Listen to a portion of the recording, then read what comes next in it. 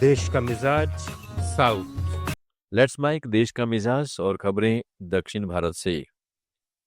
कर्नाटक के मुख्यमंत्री सिद्धरमैया और उप मुख्यमंत्री डीके शिव कुमार ने आज बेलगावी में MGNREGA का नाम बदलने के फैसले के खिलाफ हुए कांग्रेस के विरोध प्रदर्शन में भाग लिया।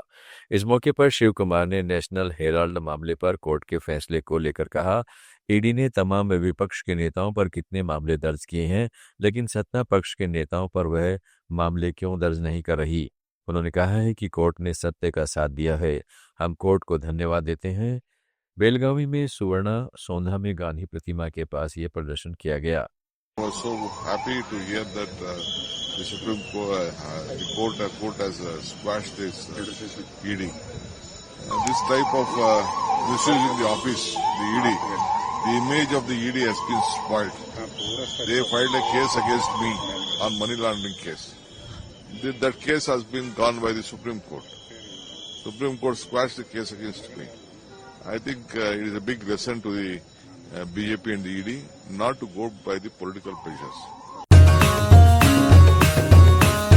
लेट्स माइक देश का मिजाज साउथ।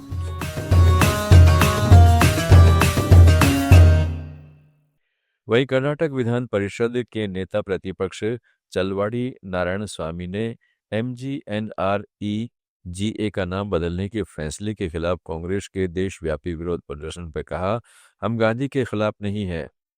कांग्रेस गांधी के खिलाफ है क्योंकि गांधी ने कांग्रेस के लोगों से कहा है कि हमने आज़ादी हासिल कर ली है, इसलिए तुरंत कांग्रेस से संगठन को खत्म कर दो। कांग्रेस कोई राजनीतिक पार्टी नहीं है, अब वे गांधी के नाम पर राजनीतिक पार्टी चला रहे हैं, इसलिए वे ही गांधी के खिलाफ हैं। We are not against Gandhi. The Congress is against the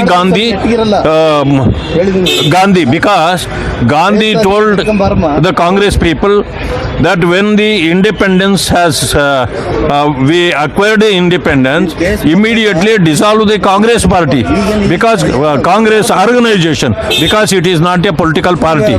Now they are keeping the political party in the name of Gandhi, so that they are against the Gandhi. Thank you. Andhra Pradesh Waqf board की भूमि अब बढ़कर 81,000 एकड़ हो गई है, जो पहले 65,800 एकड़ थी। बोर्ड अध्यक्ष SK अब्दुल अजीज ने विजयवाड़ा में मीडिया को बताया कि रिकॉर्ड्स के डिजिटाइजेशन और इनाम रजिस्टरों तथा राजस्व दस्तावेजों के सत्यापन से करीब 15,000 एकड़ अतिरिक्त भूमि की पहचान हुई है। बोर्ड ने 2,000 करोड़ रुपए की 953 एकड़ अतिक्रमित भूमि पर नोटिस जारी किए हैं, जिसमें से 53 एकड़ वापस ली जा चुकी है।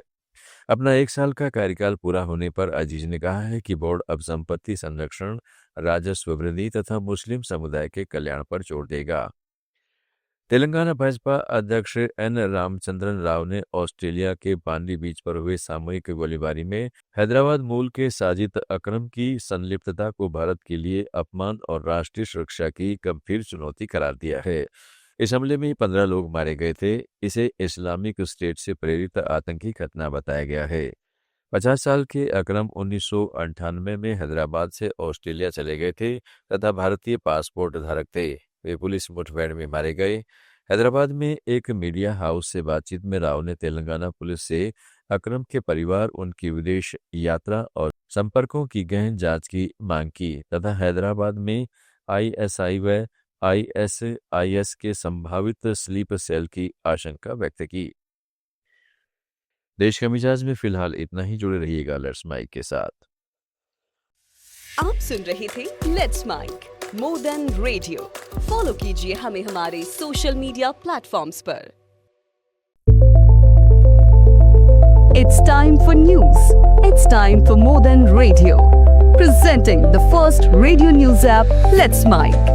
Let's Mic, a news-based app on your phone where you get to watch and listen news, talk shows, interviews, radio show podcasts. On Let's Mic, you get all relevant information of TV, print, radio, podcast, and digital. Let's Mic talks about every segment of life.